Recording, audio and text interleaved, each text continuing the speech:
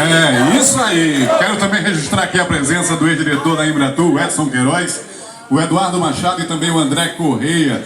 E sem mais delongas, sem demorar, porque a gente ainda vai para outra cidade, então eu quero aqui chamar para falar para vocês, presidente que é adorado por Pernambuco, presidente que é adorado pelo Nordeste e pelo Brasil, com vocês, Jair Messias Bolsonaro! Boa tarde a todos vocês. Desses 10, 12 minutos eu acabo. Mas quero dar um recado a vocês com uma história de vida. Sou igualzinho vocês.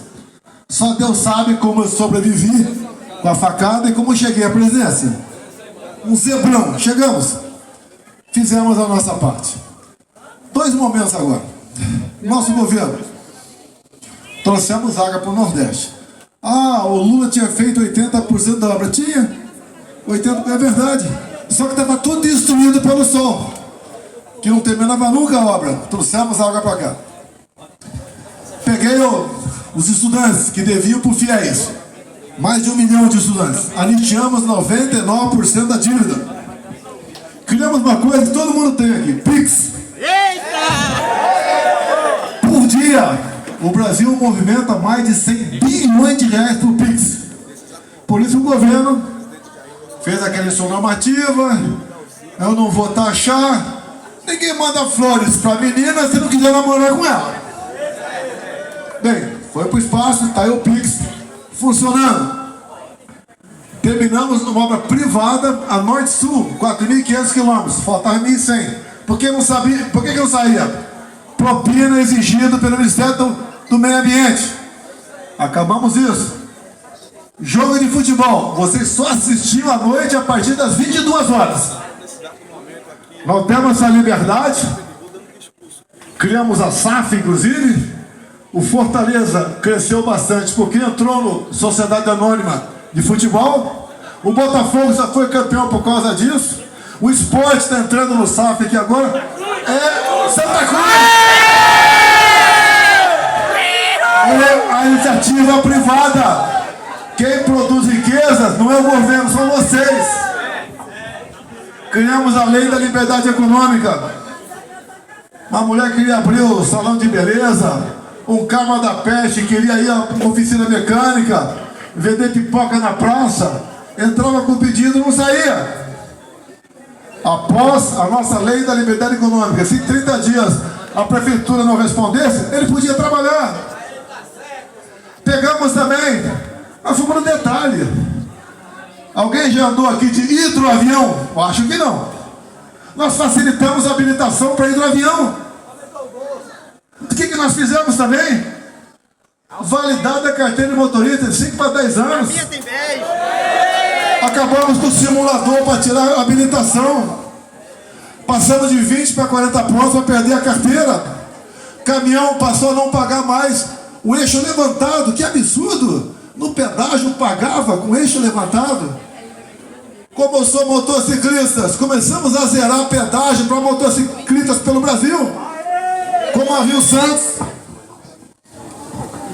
Se for falar tudo que fizemos aqui, fica aí um tempão. Então fizemos. Obviamente a pandemia atrapalhou. Genocida. Não errei nenhuma das minhas observações por ocasião da pandemia. Porque eu li os contratos especiais da Pfizer. Quem lê aquilo não toma vacina. E essas vacinas mRNA estão sendo proibidas no mundo todo. Não foi fácil passarmos por esses momentos. Eu fui o único chefe de Estado que tinha teto de gasto.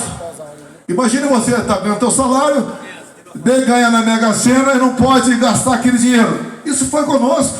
Mas mesmo assim, o Tarcísio, né, nosso ministro da Infra, que agora está em São Paulo, tinha só 7 bilhões por ano para gastar com todo o Brasil. E ele fez coisas fantásticas, como nós botamos um ponto final em dezenas de balsas pelo Brasil, fazendo ponte. Teria muito o que falar. Mas vou parando por aqui. Vamos entrar no momento. nós devemos muitas vezes fazer comparações. Um casal, você vê que está bem, outro não está bem. O que aquele está indo bem, o que eles fazem? Como se comporta em público, como ela o trata, como ele o trata.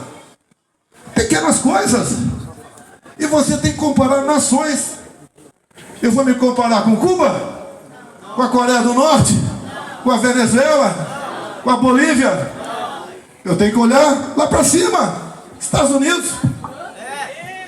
Não vou negar que tem uma certa liberdade, certa, com o presidente Trump. Graças a Deus ele chegou. Muito bom. E o primeiro discurso dele, no dia 20, ele foi...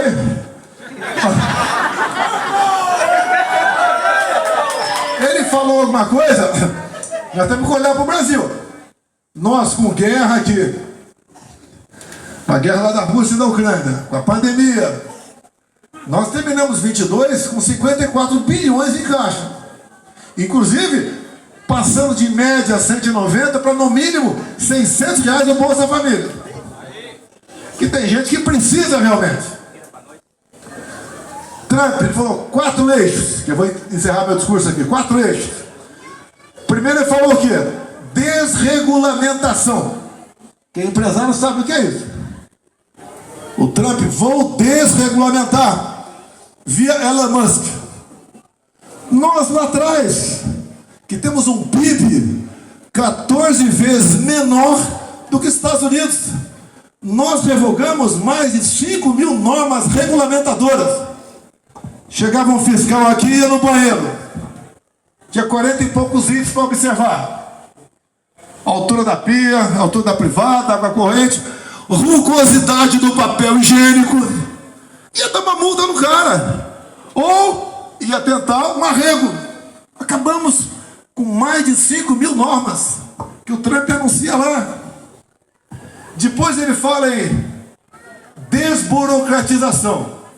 Nós, com o nosso Ministério da Economia, tendo Paulo Guedes à frente, o secretário Saxida que está aqui, nós transformamos o governo brasileiro o segundo mais digital do mundo. Vocês andam um montão de documentos no telefone de vocês. Vocês podem, em alguns estados, comprar imóveis ou móveis sem sair de casa. Terceira linha do presidente Trump: diminuir impostos, inclusive para os ricos. Se fala aqui, né? O rico tem que pagar mais. Quando o rico paga mais, ele bota no preço do que ele produz para vocês pagar. Só o idiota que fala isso. O que eu fiz do Código dos Impostos? Nós zeramos os impostos federais da gasolina, do etanol, do diesel, do gás de cozinha. Botei um teto no ICMS de combustível. De estado cobrava 34% de ICMS de combustível. Botamos um teto de 17%, como o parlamento brasileiro. Zeramos os impostos federais de muitos medicamentos. Zeramos o imposto de importação de pneus de caminhões, peça para tratores, jet ski. O que bateram em mim? Jet ski é de rico. Pessoal, quem toma conta do jet ski, que é o mecânico, faz a manutenção, pessoal, um cara humilde, pô. Que mania é essa de falar em rico toda hora? Eu lembro de um discurso de um petista, né? Falou o seguinte: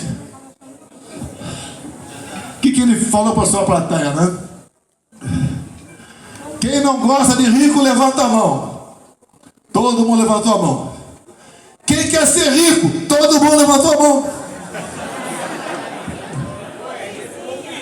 Quantos em nosso meio, o pai é pobre, o filho é bem de vida, ou o contrário? É um país que dá espaço para todo mundo. Então essa de cortar imposto, nós fizemos isso e acreditem, passamos a arrecadar mais mês a mês.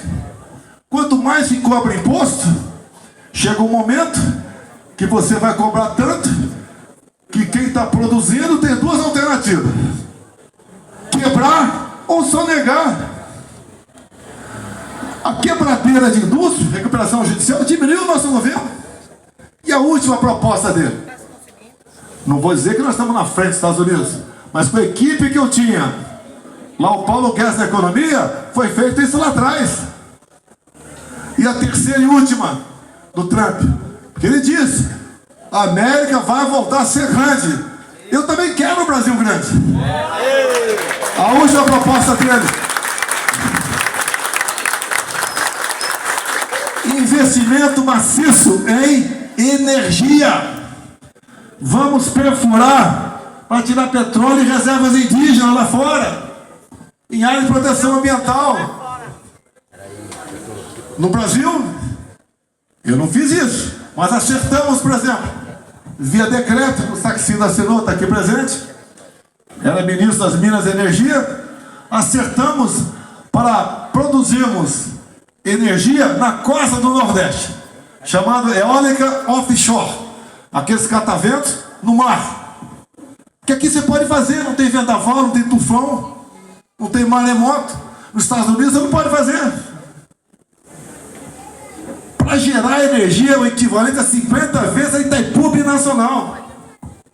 Acertamos a legislação, porque a lavra é privativa da União, mas facilitamos a legislação para explorarmos urânio, por exemplo, lá em Santa Quitéria, no Ceará.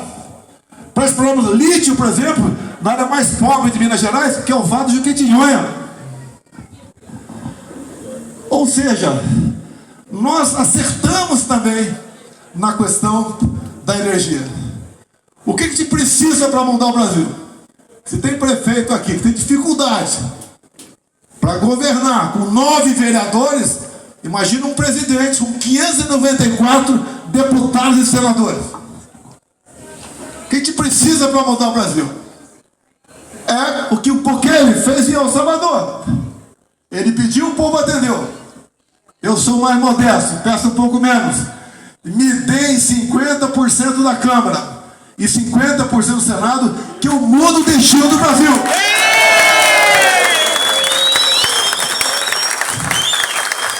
Nós temos 3 poderes.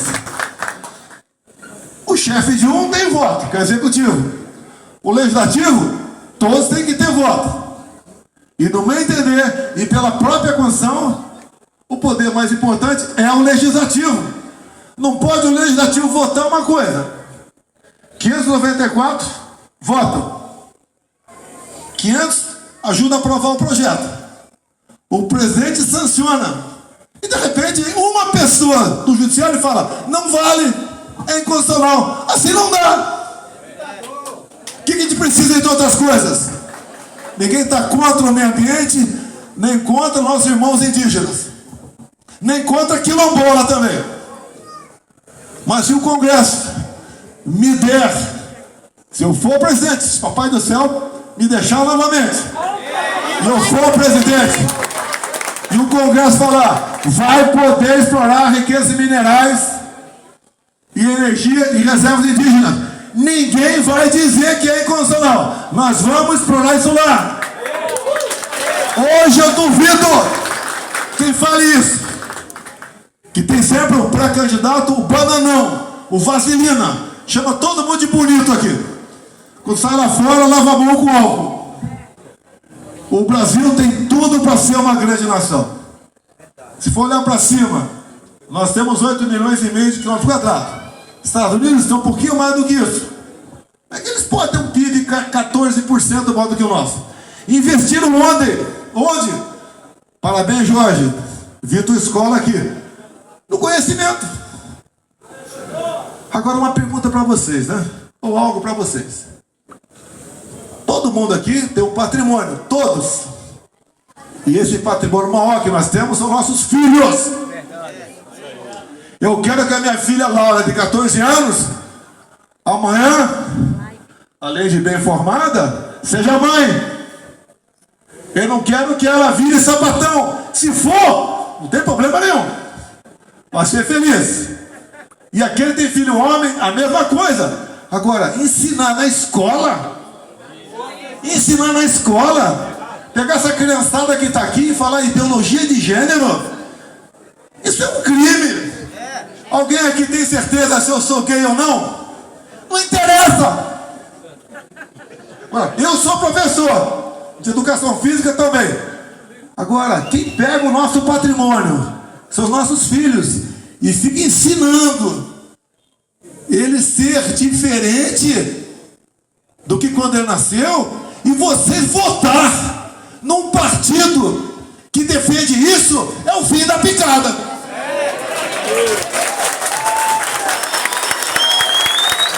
Uma outra coisa, a minha falava que eu detestava nordestino. Quem não gosta do nordestino? Eu posso não gostar do nordestino, eu gosto do nordestino. A minha esposa é filha de cearense. Ele não gosta de negro. Eu posso não gostar de negro. Eu gosto da minha esposa, que é filha do Paulo Negão. Agora, olha só. Quase todo mundo aqui tem um parente ou amigo que foi para onde? Vai para São Paulo, Curitiba, Santa Catarina, bastante, Centro-Oeste. Você vai lá, pouquíssima gente veio para cá. Mas espera aí, o Nordeste não tinha que ser a melhor região do Brasil? Por que não é? Qual o problema? O PT está mais de 20 anos mandando por aqui. O problema está aí. Qual o melhor estado para se viver no Brasil? Que tem o menor percentual de mortes por 100 mil habitantes no tocante à violência. Santa Catarina. Nunca tiveram um governador do PT. Os caras ficam aqui 20 anos. Dizem que vocês são bonitos. Vocês são os coitadinhos. Que vocês são... são tudo. Que vocês não têm educação. Que vocês... Peraí, vocês estão 20 anos aqui. É difícil entender, diagnosticar qual é o problema. Dá para mudar? Dá. É a mesma coisa, né? Qual é a política do Lula? Não é apaixonado por Cuba? Já foi no enterro do Fidel Castro. Mandou representante na posse do Maduro. É ligadaço ao Irã. É ligadaço a tudo isso. Qual é o Bolsa Família? Quanto vale o Bolsa Família em Cuba? Alguém sabe? 0. Quanto é o salário mínimo em Cuba? Em torno de 15 dólares. 100 reais. Vocês querem isso para o Brasil? Não. E daí, o governo cubano, né, o ditador cubano ainda fala, mas também o embargo econômico do americano. Peraí, você não quer saber de capitalismo, pô? Está preocupado com o embargo econômico? Viva o que você tem aí. Agora, um ditado que só o tempo faz você entender. Tá ruim a situação? Tá. Se for você bobear, vai ficar pior. E vai piorar mais ainda. A gente briga com picanha. E agora tá vendo os ovos aí. O grosso já entrou. Tá vendo os ovos agora. O governo quer carimbar na casca do ovo a data de validade. É para matar os pequenos e médios produtores. Alguém sabe quantos ovos o Brasil produz por segundo? O que eu falo aqui, tu pode ir no Google. Não é igual aquele larápio lá que fala números à vontade e não comprova nada. Nós produzimos 1.700 ovos por segundo. Quando eu estive na Rússia conversando com o Putin, o início de 22, porque a gente sabia que estava para entrar em guerra com a Ucrânia. E tinha que fazer um acordo rápido. Fui em Cuba, fui na Rússia, negociei fertilizante, negociei diesel, e ele queria de imediato negociar ovos comigo. Eu pedi 6 meses para ele, porque se eu começo a vender, ia faltar aqui, o preço ia explodir. E não é apenas o ovo influencia no pão, no macarrão, influencia em tudo. Cuscuz. E outras coisas a mais por aí. O ovo é muito importante. Então você tem um governo que tem uma pessoa lá que não manja nada.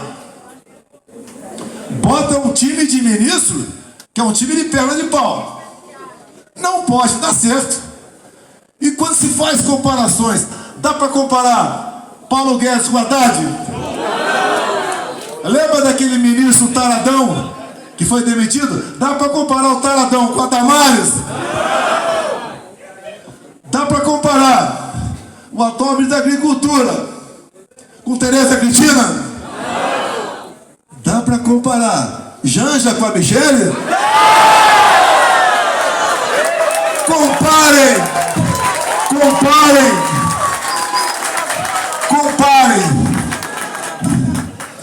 Ninguém tem o que nós temos. Ninguém tem tanta riqueza minerais como nós. Tanta biodiversidade na Amazônia como nós. Tanta terra agricultável como a nossa. Tanta água doce como a nossa. Um clima aprazível como o nosso. Belezas naturais. Uma terra das mulheres mais bonitas do mundo. Por que não dá certo? Se liberte. Bota a cabeça para funcionar. Pode reclamar, mas reclame com razão.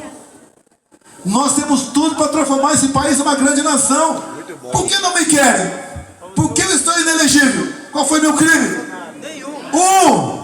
Reuniu-se com embaixadores. Se eu tivesse feito como Lula fez, foi no Morro do Alemão, se reunir com traficantes, não tinha problema nenhum. A outra, abuso de poder econômico, acabou 7 de setembro, no dia da liberdade. Deixo minha faixa de presidente e falo com mais de 1 milhão de pessoas. Abuso de poder econômico. Usou estrutura para fazer campanha. O carro de som era do Silas Malafaia. Se não fosse isso, seria talvez por ter deixado cair um papel do bolso na rua. Estamos na Suíça.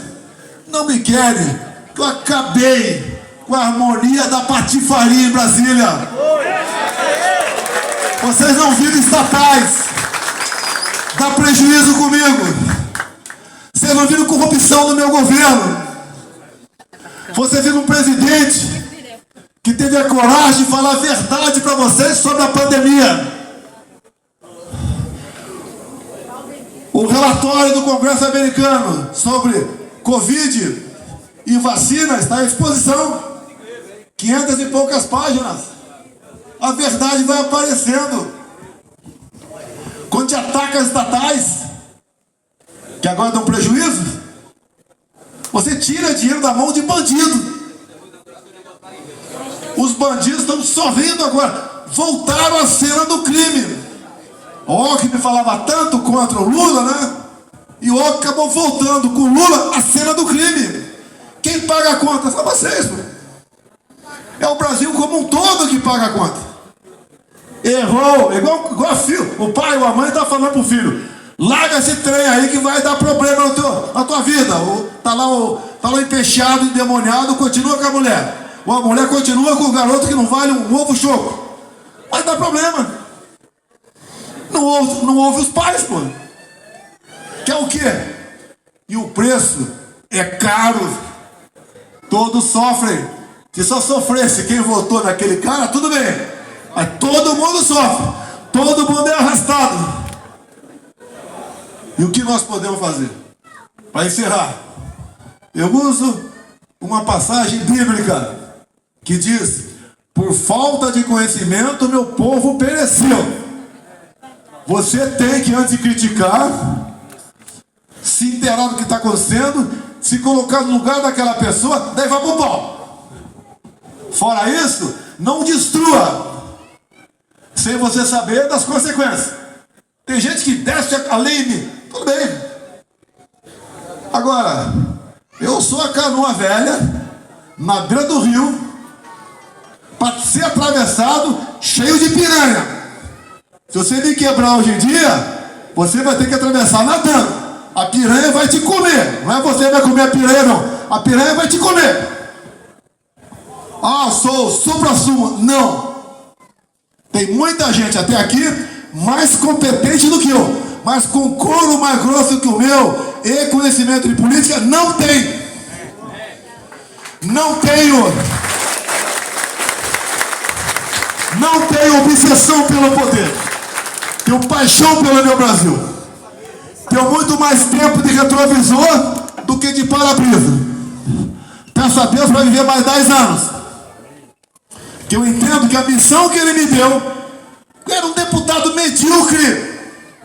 Era um deputado de fundo de plenário. encrenqueiro, que não tinha partido. Ele me salvou e me deu um mandato. Todos nós temos uma missão. E a cruz é pesada. E ele nos ajuda a carregar essa cruz. Todos vocês aqui têm uma missão. Se o cavalo passar na tua frente, monte. Você pode até cair. Deixa consertar lá os ossos quebrados, depois você monta novamente. O Elon Musk quebrou 5 vezes. Na última vez, ele foi para frente. E nós sabemos quem ele é hoje em dia. E tem gente no Brasil que resolve dar uma de machão, briga com o homem mais rico do mundo e com o homem outro mais poderoso do mundo. Vai chegar a hora dele cair do cavalo.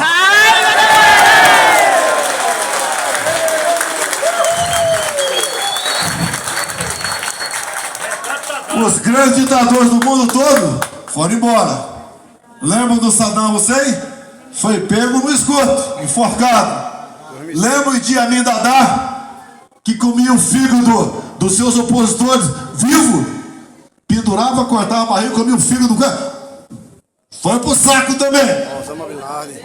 E assim todos eles. Agora, me desculpe falar algo que muitos não vão concordar comigo. Tem algo mais importante que a nossa vida, que é a nossa liberdade. O homem ou a mulher sem liberdade não vive, é um vegetal. Por que querem calar as mídias digitais? Para que a verdade seja deles. Sem mídia digital eu estava preso já há muito tempo. Porque não tinha como você se contrapor. Quando é um indício de golpe no mundo todo, ou até um golpe, o mundo fica sabendo rapidamente. Me ligou esses dias alguém lá da Israel, né? Ou eu liguei para ele, não sei. Ele falou, que golpe é esse? Que foi planejado 2 anos atrás e o Mossad não sabia. Eu também não sabia. Fiquei sabendo agora.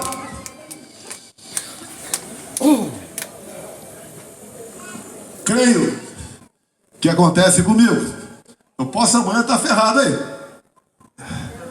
Mas estou com a minha consciência tranquila. O sistema não me quer preso. Quer morto. Porque tem uma coisa. Deus é mais. Se tiver na hora de parar, me avisa, eu, Jorge, que aqui o galo é você. Galo no terreiro dos outros é galinha. Em janeiro, o ministro Fávaro, da Agricultura, falou que o Brasil ia buscar dinheiro lá fora, de empreendedores estrangeiros, para recuperar terras degradadas no Brasil. O equivalente a 10% do território nacional. Uma área maior que São Paulo, aproximadamente, também São Paulo e Minas Gerais juntos. E as pessoas podem plantar ali, explorar. Qual país vocês acham que vem investir para comprar terra no Brasil? Paraguai? Argentina? El Salvador? É a China! A China pratica a sua política chamada invasão silenciosa. Quando você vê, já era. Eu vou falar agora. No meu governo teve um problema lá com o Sérgio Moro, né? Foi embora. E daí ele falou que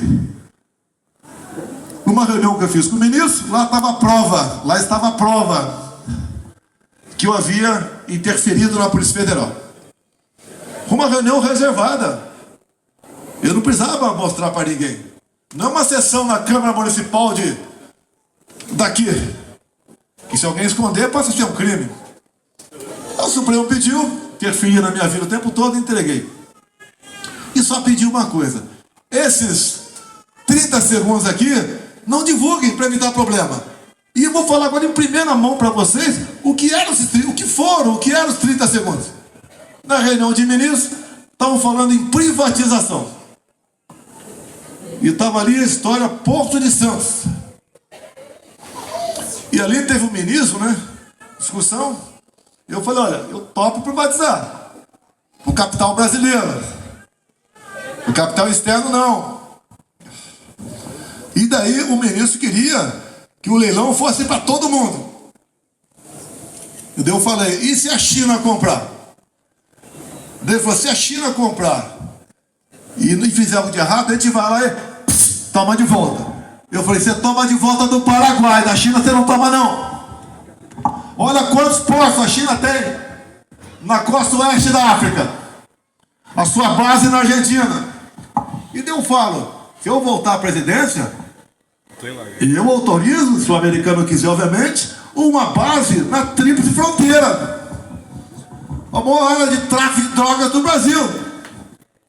Concentração do Hezbollah e do Hamas. Hamas esse, que corta a cabeça de criança, estupra as mulheres, toca fogo nos homens, que o Lula diz que não são um grupo terrorista. Eles começam a entender.